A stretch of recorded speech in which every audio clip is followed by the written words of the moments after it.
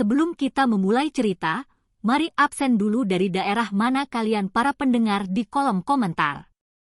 Semoga penonton dimudahkan rezeki dan sehat walafiat. Jangan lupa subscribe dan like video ini agar channel ini bisa terus berkembang dan terus bikin video setiap harinya. Di suatu desa yang jauh dari kota, tinggallah seorang pria bernama Pak Yadi. Pria berumur 45 tahun itu amat dikenal sebagai petani yang memiliki tubuh kekar nan perkasa. Walaupun usianya sudah tidak muda lagi, namun kekuatan dan vitalitasnya masih amat tinggi. Sejak istrinya meninggal beberapa tahun lalu, Pak Yadi hidup sebatang kara. Namun demikian, hal itu tidak membuatnya surut. Dia tetap bekerja keras di ladangnya untuk menghasilkan berbagai buah-buahan yang segar dan enak. Sifat Pak Yadi amat berani, sehingga dia tidak ragu-ragu melakukan apapun demi apa yang dikehendakinya. Namun demikian, Pak Yadi bukanlah pria yang takabur dan tak bermoral. Dia hanya akan melakukan sesuatu jika yang bersangkutan juga menginginkannya. Suatu hari, ada sepasang suami istri yang baru pindah ke desa itu. Pria itu bernama Pak Rudi dan istrinya bernama Bu Desi. Pak Rudi adalah pegawai negeri yang baru saja ditugaskan bekerja di desa itu. Sementara itu, Bu Desi adalah wanita berumur 35 tahun yang memiliki postur kebun yang sangat indah. Dia memiliki gunung yang amat besar, pinggul yang besar, dan perut yang amat langsing menandakan dia sangat merawat kebunnya. Berwajah cantik membuat banyak pria di desa itu mengaguminya. Bu Desi amat mudah mempercayai siapapun, sehingga dia cepat berbaur dengan para tetangga sekitar rumahnya. Salah satu tetangga yang amat dekat dengannya adalah Pak Yadi. Pria perkasa itu sering membantu Bu Desi memenuhi kebutuhan sehari-hari seperti beras, sayur mayur, dan lain-lain. Setiap pagi dan malam, Pak Yadi dan Bu Desi selalu bertemu untuk berbincang-bincang tentang kehidupan sehari-hari. Mereka sering berbicara dengan cara yang amat akrab dan santai. Tanpa disadari, perbincangan singkat itu mulai mengubah hubungan mereka. Rasa penasaran akan satu sama lain yang terpendam mulai muncul dan membangun chemistry yang amat kuat antara mereka. Meskipun demikian, Pak Yadi tidak berani melanjutkan hubungan itu lebih jauh. Dia sadar bahwa Bu Desi telah bersuami dan dia tidak ingin tega menghancurkan rumah tangganya. Meskipun demikian, suatu kejadian yang tidak disangka membuat hubungan mereka berubah total. Pada suatu hari, Pak Rudi harus pergi dinas ke kota selama beberapa hari. Itu artinya Bu Desi harus tinggal sebatang kara di rumahnya.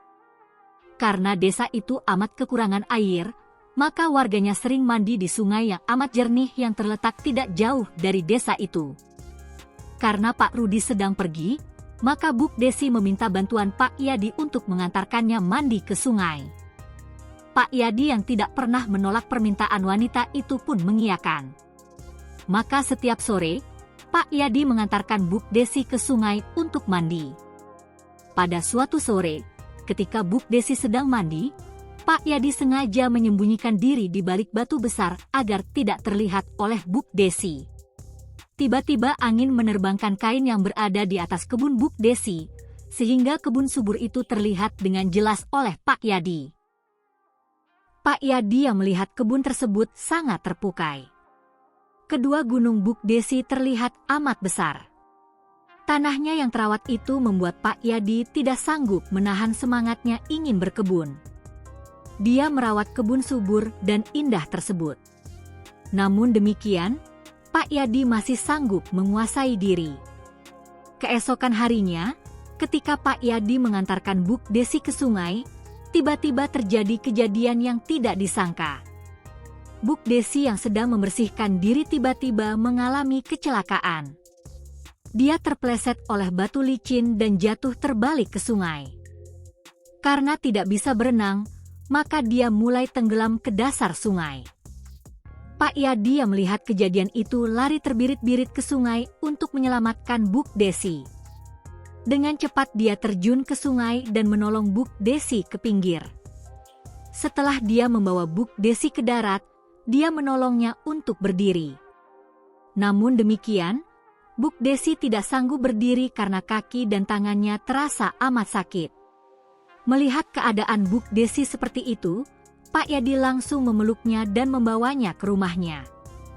Setibanya di rumah, Pak Yadi meletakkan Buk Desi di ranjangnya. Dia mengolesi seluruh kebun Buk Desi dengan minyak urut untuk mengurangi rasa sakit.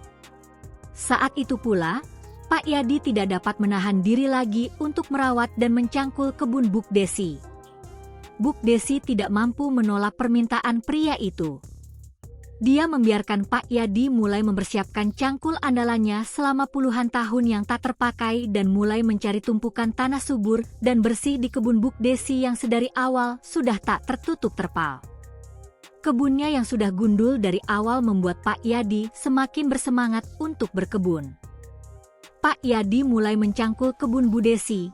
Bu Desi ikut membantu membuka lahan tanah di kebunnya yang siap untuk diberi benih. Mereka bekerja bersama dengan penuh semangat, memastikan bahwa tanah yang mereka kerjakan bisa menjadi subur kembali. Stamina Pak Yadi luar biasa. Ia bisa bertahan berkebun berjam-jam tanpa merasa lelah.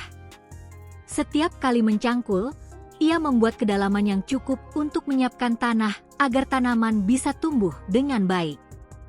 Begitu Pak Yadi mencangkul lebih dalam, air dari dalam tanah pun mulai keluar, menandakan bahwa tanah dari kebun Bu Desi tersebut telah siap untuk menerima benih. Setelah aktivitas berkebun itu, Pak Yadi dan Buk Desi sering berkebun hingga Pak Yadi sudah berkebun ke seluruh area kebun Buk Desi. Aktivitas berkebun itu membuat mereka amat bahagia dan sangat puas dengan hasil berkebun yang mereka dapatkan. Berharap kebun tersebut mulai tumbuh buah yang berkualitas dan sudah pasti dicintai hasilnya oleh Pak Yadi dan Buk Desi. Namun demikian, hubungan itu tidak berlangsung lama. Pak Rudi yang tahu bahwa istrinya selingkuh dengan Pak Yadi langsung menceraikan Buk Desi. Pak Rudi memohon maaf kepada Pak Yadi karena tidak dapat menjaga istrinya. Setelah itu, Pak Yadi dan Buk Desi menikah dan hidup bahagia sampai tua. Mereka mempunyai beberapa anak yang amat tampan dan cantik. Mereka berdua amat bahagia dan puas karena mampu mewujudkan cinta yang amat dalam antara mereka. Dari cerita di atas, kita dapat mengambil pelajaran yang amat penting. Pelajaran itu ialah bahwa cinta itu dapat terjadi pada siapapun, dimanapun dan kapanpun.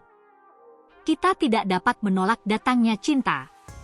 Namun demikian, kita harus dapat memilih dengan bijak agar tidak menghancurkan rumah tangga orang lain. Jika kita benar-benar mencintai seseorang, maka kita harus dapat berkorban demi kebahagiaan orang itu. Jangan kita egois dan hanya menginginkan kebahagiaan untuk diri sendiri. Itu adalah akibat yang tidak dapat kita terima. Maka kita harus dapat menguasai diri dan berkorban demi cinta.